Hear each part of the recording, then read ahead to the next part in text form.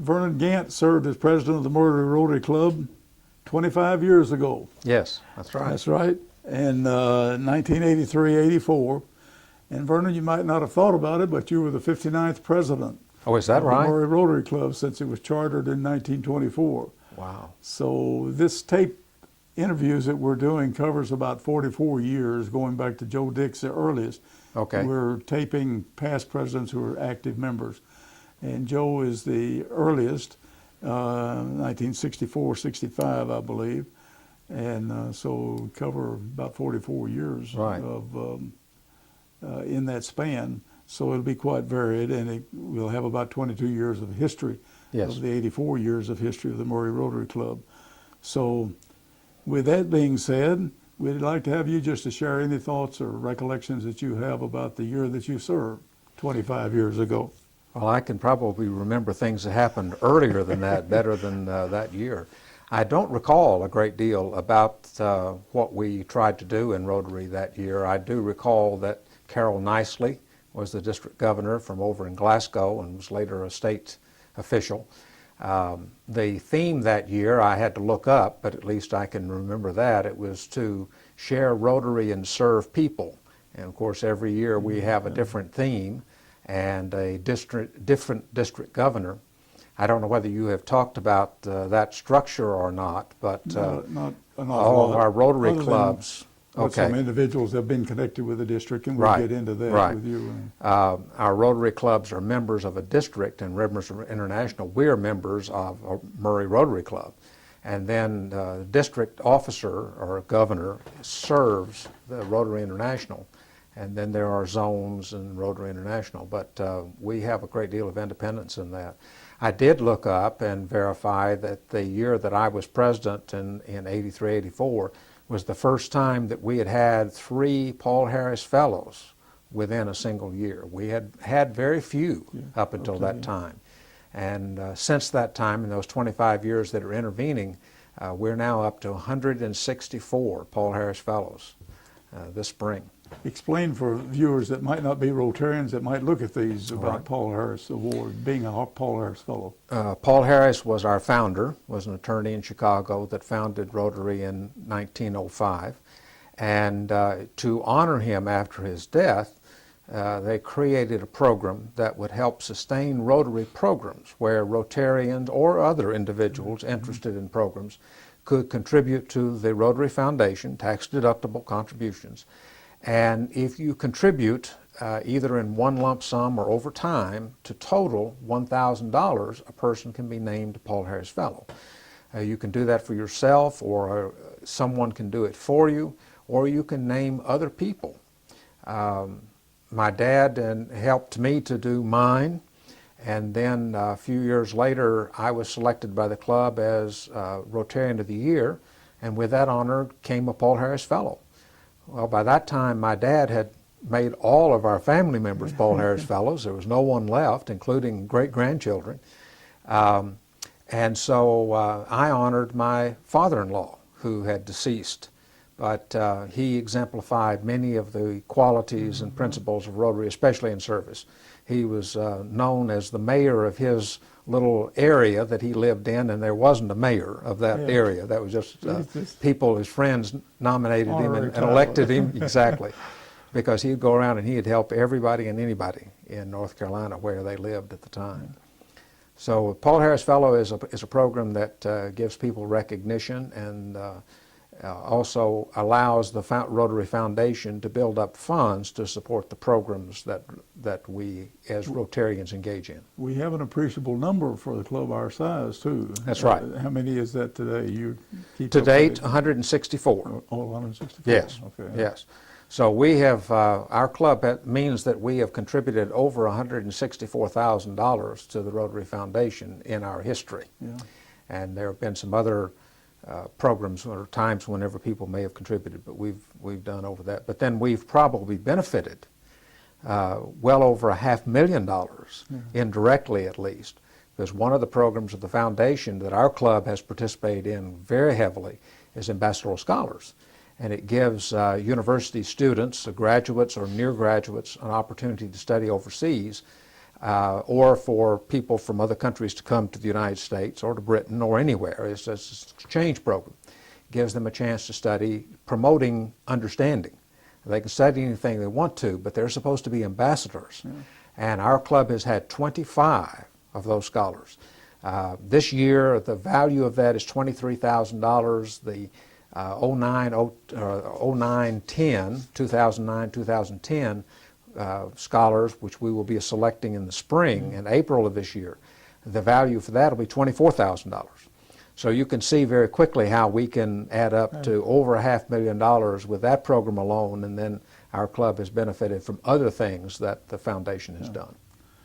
Well, most of these have been very fortunate to come through connected with the university. I guess all of them have probably been Murray State students? Well, no, not all all of them, because two ways that a student can qualify. Either they qualify in the school where they are attending. So we have many, many Murray State students, regardless of where they live. But then also, if somebody lived in Murray, grew up in Murray, and then went to Harvard or Georgetown or any place else, our club, if we kept track of them, we could sponsor them, and we have done that. We've had Murray residents who have gone to other schools that we have sponsored because they knew us. And I believe these are individuals that have no connection with the Rotary as far as that their is family correct. concerned. That's one of the requirements of our U.S. IRS. We can't contribute to a program where we might potentially benefit. So none of those people are sons and daughters or grandchildren even of Rotarians. I did some checking recently that in our district, which is the western half of Kentucky, there is at least one former ambassadorial scholar who is a Rotarian in Virginia, and he was from Elizabethtown area. We have two of the young people that we sponsored as ambassadorial scholars who have become Paul Harris Fellows since their year of study. So they saw the value of what they did, and they have contributed, and we helped them do that in our club, but still that was something that they've done. While we're on this subject, I'd like to find out some other things relative to your year that you want to reflect on later, but you've been connected with the area of the foundation for a number of years. As one of your positions in the club as chairman of the foundation committee. Yes. And I believe you've told me that in the past that you inherited that from your father, Wilson. That's correct. That's correct. But the fact that you've been involved in that, and I think that adds an awful lot of continuity and gives you some expertise that perhaps we wouldn't have as a club if it shifted around the individuals a lot. Well, in different clubs they handle it in different ways, and of course my dad started because he had been a district governor and was very interested in the foundation, especially ambassadorial scholars and Polio Plus program that you probably have talked about with other individuals. But he started that, and very often in our club, when somebody has an interest, you don't let go. And if you do switch it around, then you have to learn all those things. And it is a little bit complicated. I'm also serving this year and last year as chairman of the District Ambassadorial Scholars Committee. Okay. So that makes me, required to keep up on some of the things. Yeah. And then I've been assistant governor within our district, and that gave me an opportunity to attend some meetings beyond the district level where you are given a great deal of information. So it's fairly easy. And as I said, my dad passed on that interest in the foundation, and I see it as a tremendous, tremendous arm of doing good things for people. You might mention that your dad, Wilson, was the fifth we've had 5 That's correct. district governors from our club, from the Maury Club, over the years, and your dad was the last one. That's correct. And also the fact that you've served as, I think you and Tom Auer have been the only 2 assistant Yes. governors in the Yes. new set up, Right. responsible for about 8 Western club. It varies something from varies. year to year. They found that Tom and I both had about the same number. We had about 8 or 9. This year there are not as many. Sharon Green, for example, from Mayfield, serves our club, and she only has about 4 or 5 clubs. So they've added to. Right, and Dan Key from Paducah is assistant governor, and he has Paducah and Marshall County, so he just has 2. That depends in part on how the governors decide to organize things, and they found out it's better to have fewer clubs so that you can make more visits and help those clubs a little bit more. Yeah, I didn't remember about your situation, but I know Tom was gone quite a bit. He served Yes. the year after he was president, Right. which was during the year that I was president, and I know he was gone visiting quite often. There's one other aspect of the district work that you've been involved in. I think that's in training. It's Yes. part of the programming that has been done. You offer some training. I don't know whether it's only in that setting or is smaller group settings of it. I'm not sure exactly. That depends a great deal on the governor. Hugh McShane, who was the governor 3 governors ago, asked me if I would consider that and asked me to start doing some reading and so that I would understand the responsibilities. And then Kay Sharon actually asked me to serve as governor, and I mean as trainer. And I have been asked to do that this year, and then the governor who is following him has asked me to do the same thing. So at least for 3 years in a row, I'm going to be filling that position. And we do a combination of things in the sense that we do participate in district-wide training. Every year we are required, each district is required to do some training for the clubs in membership development and in foundation. And so we do something around the state in terms of our half of the state for that purpose. And then our district is required to participate in assisting with the training of incoming presidents. And we meet in Nashville for that for the last 3 or 4 years. And we are joined there with all of the districts in Tennessee and the 2 districts in Alabama now. So that's called Mid-South President-elect training. So there are 3 states that come together in Nashville in March to train their president-elects. So the efficiency of that is much greater, and it means that we can have more senior people in Rotary International visit. The current president of Rotary International last year attended the president-elect training. You don't have that unless you bring a large group together. And then there is a relatively new program for us called Rotary Leadership Institutes. And those are held, again, to serve multiple areas. And we've just started in our district that. Next Saturday there will be one in Paducah. I can't participate in that because I'll be teaching a class, but then I'll be going the next week to Lexington because there will be another Rotary Leadership Institute. The design of those is to get people before they are president-elects to learning the principles and the workings of Rotary, as opposed to just walking in and saying, okay, I'm president. Many organizations will have people, you know you're going to be president, but there is no preparation for it. There's no training for it. You just walk in and you often start all over. Rotary is trying to prevent as much of that as possible. I know the year that I went to PETS meeting, which is Yes. President-elect Training Seminar Yes. or training session, was not a requirement to attend, and going to Elizabethtown when it was held there, there was only about 60% representation.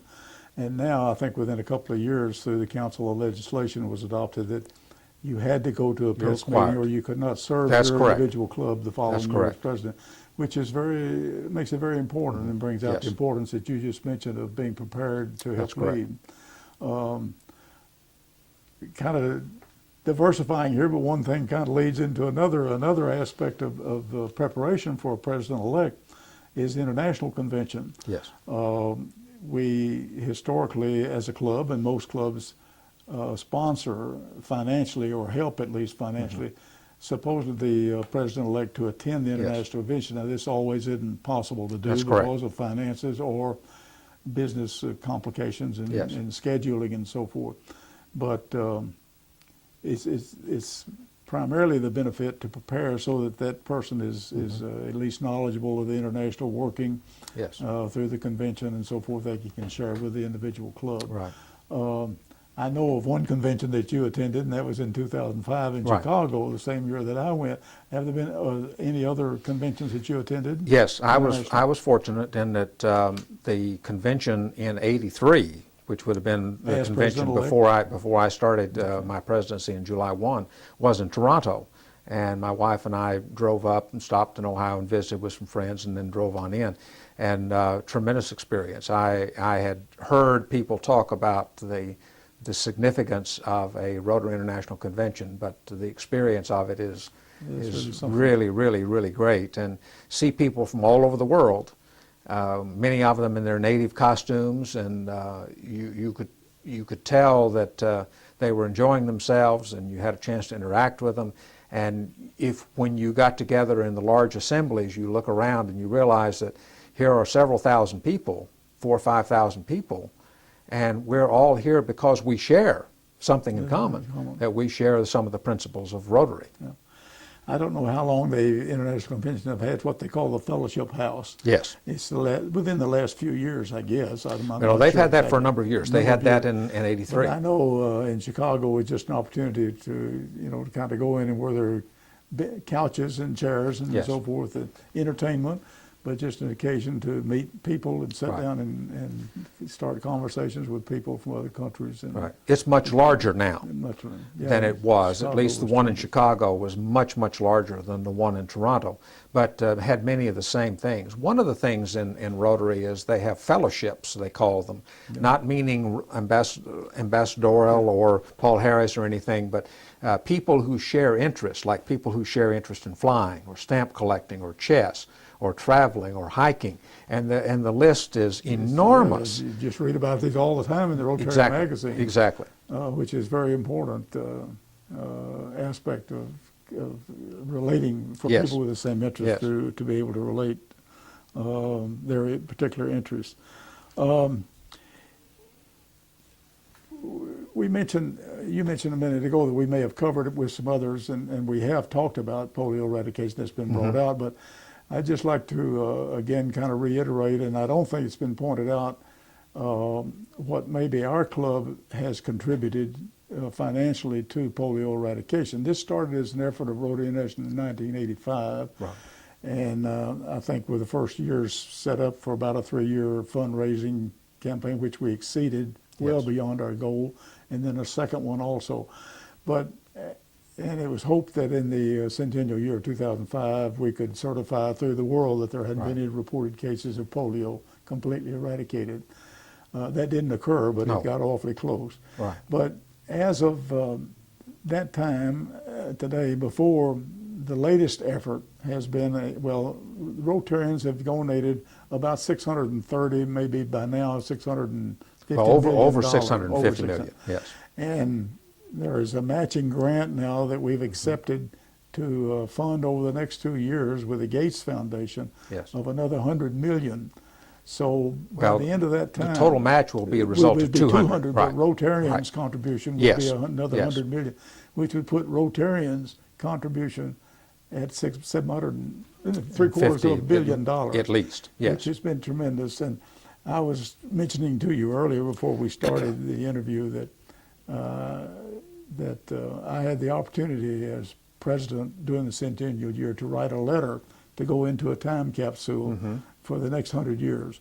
And it's to the Rotarians of 2,100, I can't get this right, 2105. 2105, right. And we were asked in there to highlight some of the things that our individual clubs, and I know I put in then that at that time, the Murray Rotarians had donated over $40,000 of that 630 or 40 million. It's been a tremendous effort and one of the greatest humanitarian efforts. But I wanted to bring that out because I don't think we had discussed with anybody what we may have given. Right. And I think that was important that it will be part of our interviews. Right. That's in it. And it would be more. One of the reasons that our club, I think, responded so well was that in addition to probably several Rotarians having had family members or somebody that they knew were touched by polio, we had at the time about 3 members of the Rotary Club that had been touched by polio. Yeah. And so they gave very impassioned testimonies of what it meant. And I know that since then we've had Rotarians who have been attracted to Rotary because they read about that program, and they too had been touched by polio whenever they were younger. Now it just doesn't happen in the United States, and we are down to about 4 countries where there is a problem, persistent problem with polio: India, Afghanistan, Pakistan, and Nigeria. And progress is being made in all 4 of those countries.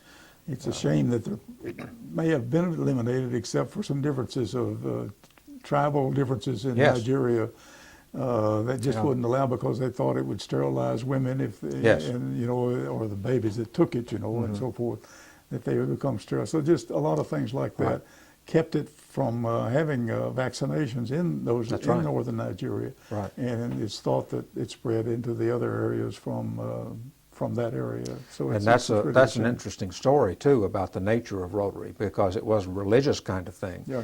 that objected. There was the Muslim part of Nigeria objected because the vaccine was coming from the United States. Well, some Rotarians who were Muslim and from Indonesia said, well, what if we produce the vaccine? Yeah. And They that didn't was the have an answer for solution. that. So now the vaccine that is used in that area of northern Nigeria is produced in Indonesia, which is the largest Muslim population in the world. So even though it was a religious conflict because the United States was involved, well, then you remove that, and it was Rotary that brought it together. Yeah.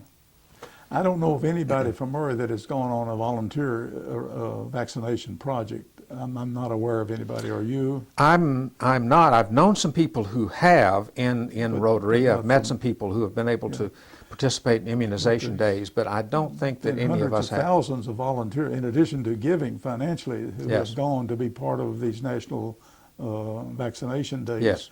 Which has just been a tremendous effort. I mean, in a few days, there's been 1 million people involved, you know, in some of the countries in Africa and other areas, and it's just taking every means of transportation. And Exactly. but you know, polio was a scourge at one point. People were skeptical of having children, Yes. you know, because of the likelihood of getting polio. And so if that can be eradicated, and of course it has in this country, but it's been a tremendous effort. I attended I a wanted meeting. to cover that. Okay, I Anything attended a else you'd meeting like in to say? June where the announcement was made that talking about polio eradication, and in India was one of the problem areas. They've been doing immunization days every 2 months and immunizing 35,000 children each time, and they thought what they were doing is what they needed to do. And then they started checking the data. There were 35,000 children being born every month. So they were losing ground. So what they had to do then is they adjusted their strategy, because there it was not a matter of government, politics, or anything. It was just they were losing ground to the population growth area. So now they've corrected that, and I'm sure that eventually we'll see some tremendous payoff in I India. think it was the previous Rotarian, I'm not sure whether a month ahead, I don't know the last issue, but it was the issue before. It has a pretty good summary article on the polio effort, the eradication effort. Yes. And bringing Rotarians up to date on that. Anything else, getting back to your day of, or your year of, anything else you would like to, as president, anything else you would like to mention for us that you feel pleased about that was accomplished during that year? Well, Or any other nothing comments that I that you like that I recall that we, as I said in the beginning, that we really accomplished. It might be interesting that that my initiation to Rotary was a result of high school. And when I was in high school, even before my dad was a Rotarian, when he was my debate coach, we would come, our team, the lab school team, would come to Rotary every year and do a demonstration debate on the current topic. And I started probably about my sophomore year or so coming to Rotary to do debates.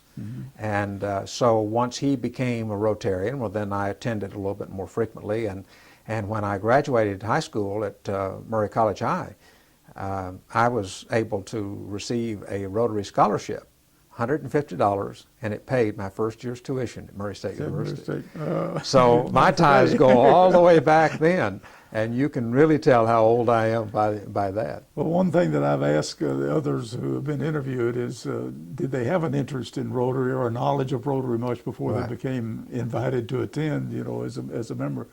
And certainly yours was a family relationship. Yes. Yes. With your father, and as was mine, Yes. and being very knowledgeable or interested in Rotary over the years. You were inducted in January of '75, I believe.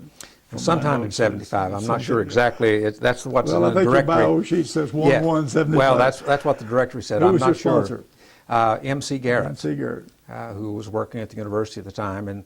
And during that, the 75, 76 academic years when I became chair of the department. So it may have been a little bit later in the year instead of January. Okay. And that was the occasion whenever I became chairman of my department, speech and theater.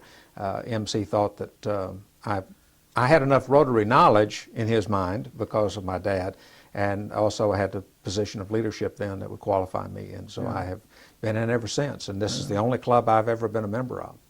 Well, that was another question, because a few have been members of other clubs, Yes. myself included, and so that's another thing that I've generally asked, but I make the assumption that, as in your case, that this has been the only club Yes. that you've been that you've been members of.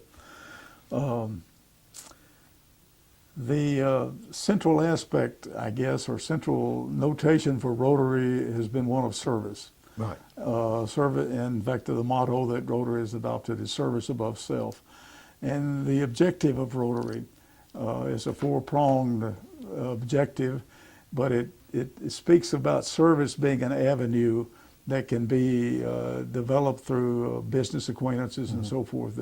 But all of those four aspects also point to service through our vocations and businesses and so forth, and the association with peers. And others alike. What would you have any comments that you feel about those aspects, or the aspect of service as being so tantamount to Rotary's history and background? Well, I think that most people have in their basic nature a wish to help others, especially when you have the opportunity. And with frequently our relatively limited resources that we would have individually, we can, through Rotary, we can put those resources together. So whether that's be at the club level or district level or an international level, no club in the world could have undertaken the task of eradicating polio. Right. But all those clubs banded together could.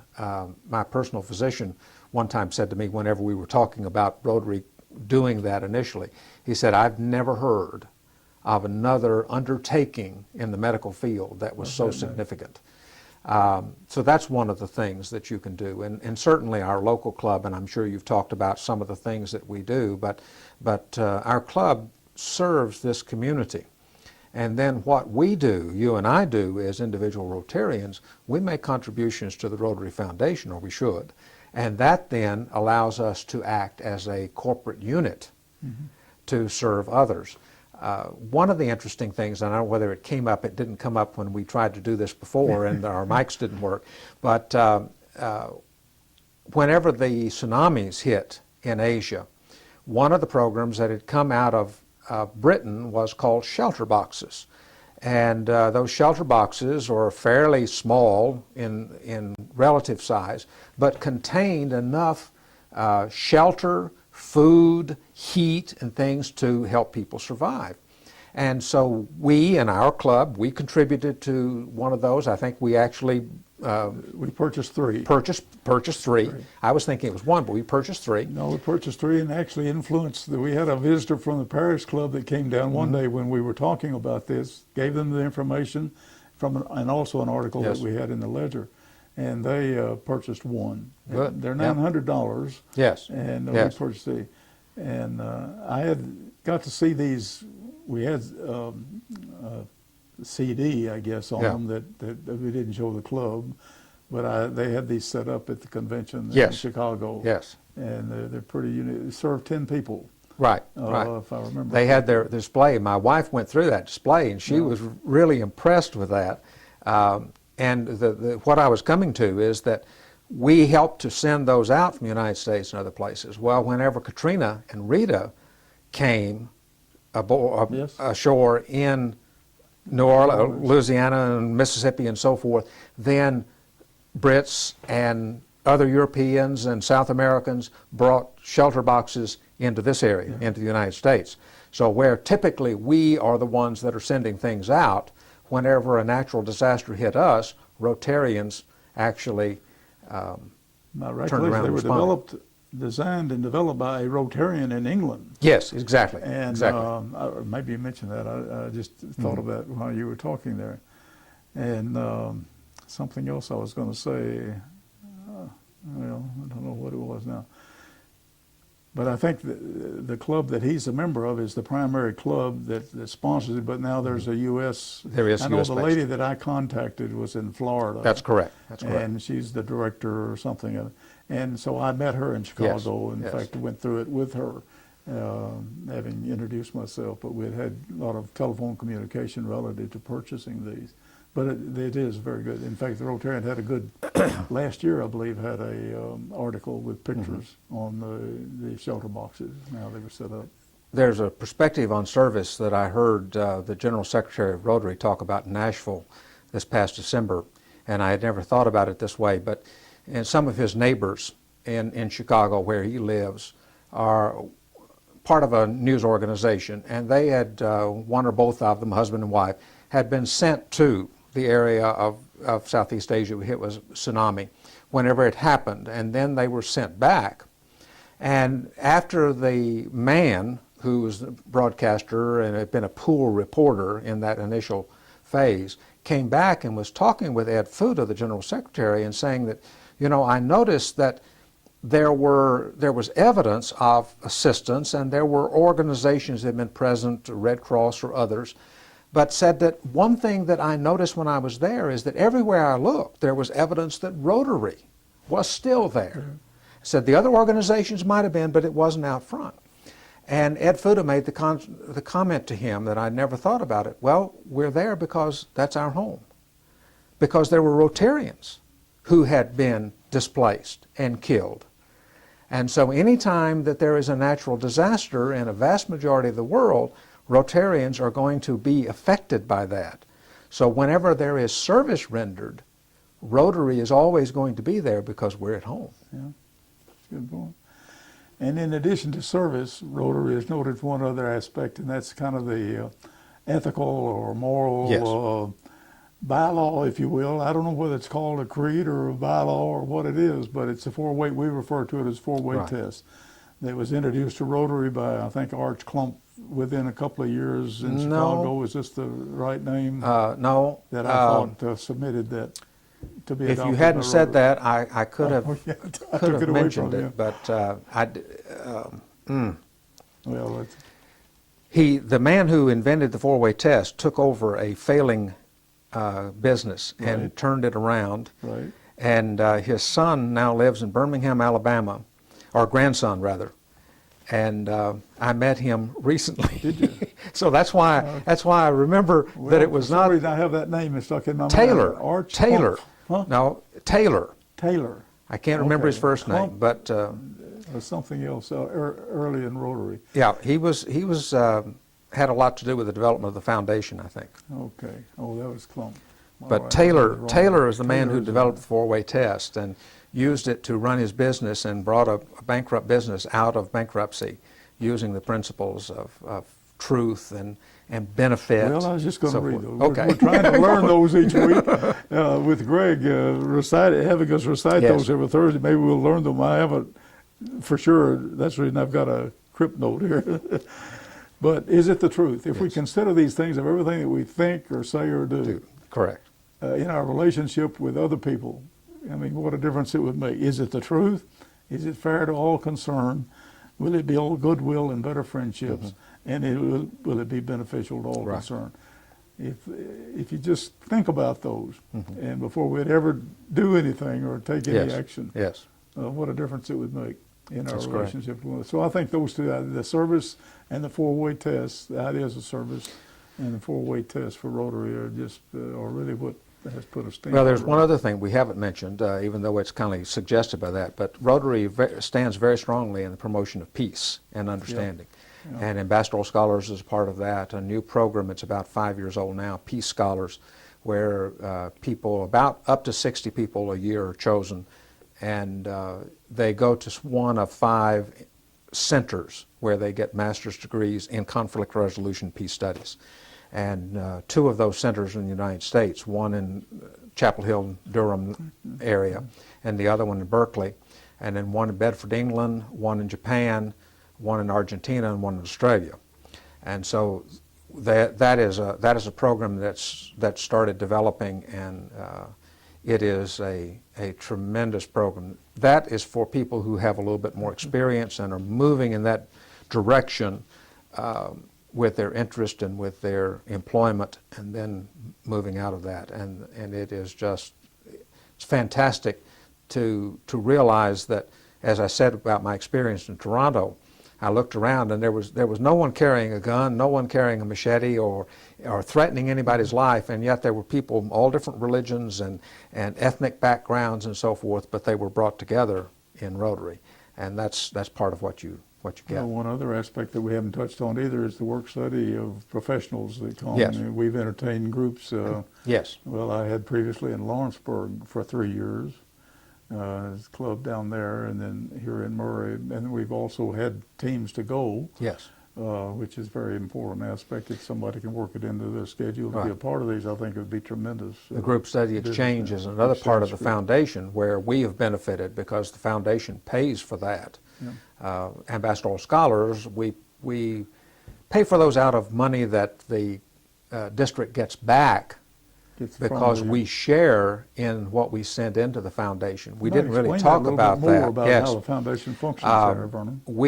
Every dollar you and I both have sent in some money in this Rotary year to the foundation. That money will be held for 3 years, and it will collect interest, so that interest pays the overhead. Yeah. So that in 3 years, when our money is spent, it'll be spent 100%. And no one else does that. Right. And what it does, though, is that the money that we send in for our annual giving or annual funds, every dollar of that is spent. And then we have other options where only the interest of that is spent. But of the money that we send in, half of what you and I send in comes back to the districts that we're a part of. So that if we were to give $100 million in our district, that's phenomenal. But if we were to do that, then $50 million would come back to our district in 3 years. So it's key to what you do. So you have a very poor district, and they don't give very much to the foundation. They don't get as much back, unless some club that is richer wants to decide they want to help. And so there are ways in which the foundation even plans for that, so that U.S. districts or Japanese or Korean, those are some of them that are very strongly involved, even more so often than Europe. United States, Japan, Canada, Korea support the foundation per capita better than any other parts of the world. Well, I think the Murray Club is very fortunate to have somebody that's as interested and has been as much as part of it. You've absorbed, even before you became a Rotarian, but to demonstrate that in your efforts to promote the foundation and other aspects. Thank you. We don't have anybody else quite like that in the club, and I think we're very fortunate to have that. And I think I like to say to other people that eventually we'll have the 6th district governor from our area. You haven't considered that yet. You told me. Well, I've thought about it. Time is just not right. Time is not right. But I think certainly as far as qualifications, it would be certainly are there. I appreciate that. But one other thing, just to wrap this up, and I was just going to ask you if you had any thoughts about what you consider for the future of Rotary, either on the international scale or on the club scale or both, that you would like to see take place, or maybe some things that you'd like to see changed in Rotary. I don't know if you've given much thought to that or not. Well, not so much about change. I think that change pretty well takes care of itself as there is need, and there's been change in Rotary over my tenure in it and yours too. We both have seen changes. the one thing that I hope doesn't change is that Rotary still continues to endeavor to be very broad in its basis. I would like for us to be maybe a little bit more inclusive, but continue to, we're based on a classification system so that we don't have a club that is composed of all university professors or all lawyers or all doctors. That defeat the purpose of it. Right, that we have a diversity. So I think that that's an important thing for Rotary to continue to do. Beyond that, it's like with all civic clubs in the world, we're struggling to maintain memberships. Not that membership in and of itself is important, but if you don't have members, you don't have resources. If you don't have new members, you don't have new ideas. And so we need to continue to do that. We're blessed here in Murray in that our community, partially because of the university, is a community that's constantly in change. So we are pretty well protected from that. But I see clubs that are very insulated and very old and very stuck in their ways.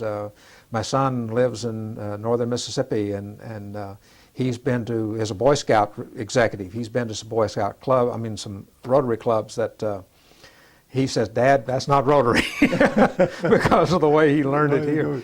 But I think that as we will continue to try to serve humanity, a new public relations promotion of Rotary is Humanity in Motion.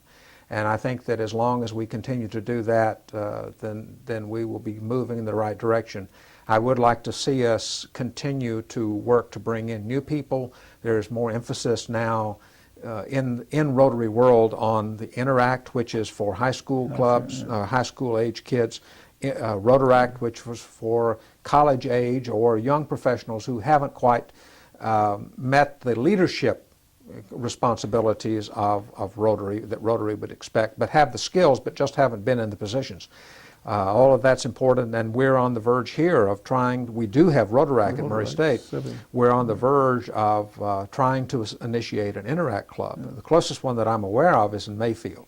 Graves County has one, and it's a very strong Interact club, and we need to have one in this area that serves all the high school kids of all of our schools.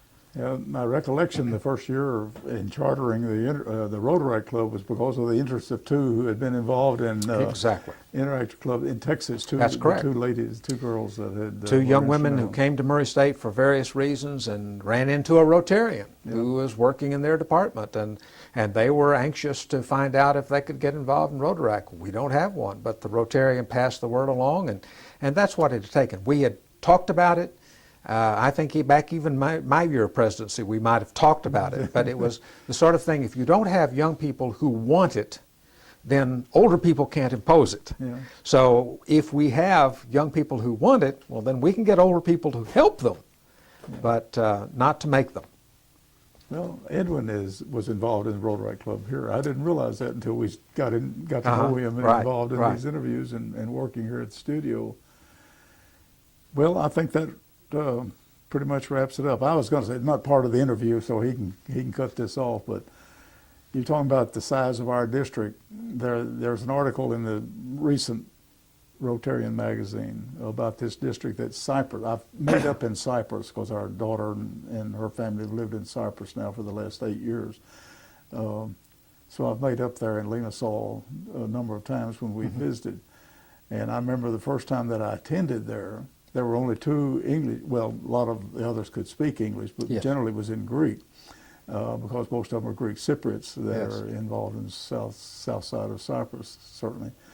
But I kind of had an affinity. They kind of took me under their wing, and I sat with them. They could explain, but they were, the program that day was planning, or what the committee had done to plan a district meeting, and that district involves 9 countries. Wow. Egypt, Sudan, and I don't know if I can remember them all. Right. Lebanon and Cyprus and Georgia and something else. But there's an article on that district in the latest Rotarian magazine, or the previous one, I can't remember which, but I thought that was quite interesting.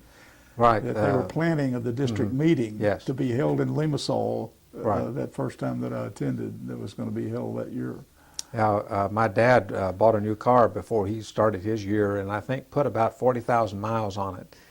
But there are governors in Rotary world that put very few miles on their car. They do it all by air because they have to fly to get to their locations. They can't drive. Jordan, Gus is a member. Yes. Yeah, Jordan is a member of that district, the club in Amman, and he's talked about that.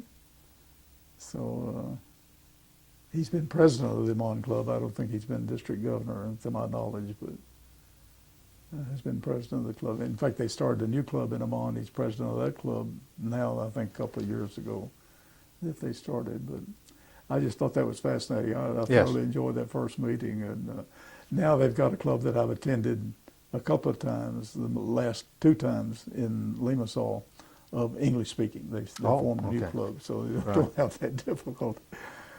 But these were 2 Brits, British that had retired, had worked in Cyprus and liked it so much when they retired, they just lived there. Yes. Go back to England a couple of months. The opportunity to make up is an extremely exciting experience. It is. And when I taught for Murray State in Austria, I made up at the Bregenz, Austria, where we were located one day, and there were not but maybe a couple of people from the United States there. One of them was from Southern Illinois, Carbondale. Oh, really? And I didn't meet him until after the meeting, but he was there because Carbondale had a branch of some educational branch there. And I had walked past it several times, but had no idea that he was a Rotarian. And 10 years prior to that, I had taught in Britain with Murray State and went to a Rotary meeting and sat across the table from a young man from Florida. And he had gone to Stetson to play basketball, and he was from Carrollton, Kentucky, and knew Ron and Doris Sella's family. Yeah, and so here we are halfway around the world, and we're sitting here talking and realize that we know some people in common. That happens in Rotary. First time that I think I went as a guest of Paul Daly, I guess, before I joined here in Murray. But Gene Schonbach, the first time I attended, then Hugh Oakley had me to come a couple times. Hugh was my sponsor ultimately, but Gene Schonbacher, I'd never met, came up and introduced himself after that first meeting, and Paul had introduced me. And he said, and I can't remember the guy's name now, but mission project that I had been on in Costa Rica, working on a church building down there in Liberia, Costa Rica. Gene had attended Rotary in Liberia, and the pastor or the missionary was a member of the Rotary Club. And he mentioned, anyway, from where he knew that I was going to be moving eventually to Murray, and of course I had at that time. And Gene had remembered this. Yes, yes. Came up. So it was something I totally unexpected, because I didn't even know the missionary was, at that time I wasn't in Rotary. Yes. I couldn't, having moved to Cleveland, I couldn't join well, I could have joined probably some clubs around Cleveland, but not the one that I was close enough to attend in Berea because of the classification system. So I had to drop out when I moved from Lawrenceburg to Cleveland. But I thought that's really fascinating, to have Gene come up and introduce himself. Right. How do you know me, like that. Well, it's a long story. But I've enjoyed making up lots of places. I don't have 100% attendance, but I did initially. 5 years I was in Lawrenceburg as a member, but I haven't done that yet. But when I first came back, I started the effort. I went over to Katie's 2 or 3 times. Certainly, yes. Graftonville, Mayfield. But I guess the incentive is not there when you know the aspects in our club relative to attendance. But it's a worthy goal. Yeah, I enjoy reading about these people that have been members 50, 60 years and 100% attendance. Right. Right. And you've made up electronically, I think. Did you? Yes. Time or two just to see how it worked. I didn't really care for it. Yeah. It's not. I don't know how many. I don't read much about it. How often it's done, but. Well, when you, I think that's a change that Rotary has made. Right. You sign on, and of course, what it amounts to is that there are people in clubs that are able to serve in their community, but they're not able always to be at home for the duration, and they travel a good deal. So this gives them an opportunity to use the internet, and programs or articles and things are put up, and then you have to Well, you it's have kind to of a read so reactive much. thing, isn't it? Yes. You don't just sign in and there I've made my makeup. No, no, no, Yeah, no, no. it's You have to do some reading, and what I found was that the quality varied a good deal, and they tended to be fairly short. You're supposed to spend at least 30 minutes at the site, and you can read several of the articles in that period of time. Yeah. And they tended to be shorter, I guess, to try to hold interest, but they also didn't go into much detail. And there were several that I found that were worth the time that I spent. It was just, for me, not as much of a attraction as I thought. I just wondered how much it's used, and Right. percentage of it may be increasing. I don't know, but Well, with certain certainly a lot of classes, people would with take certain advantage of age groups and the like, and of course I'm now, with my years in Rotary and my age, I'm able to be exempt from attendance. yeah, that's something I need to check on. And, I haven't done. I'm right. aware of it, and I qualify. Right. I need to look into that. I haven't taken So that if I miss now, it doesn't count against the club, but I still attend Yeah. with considerable regularity.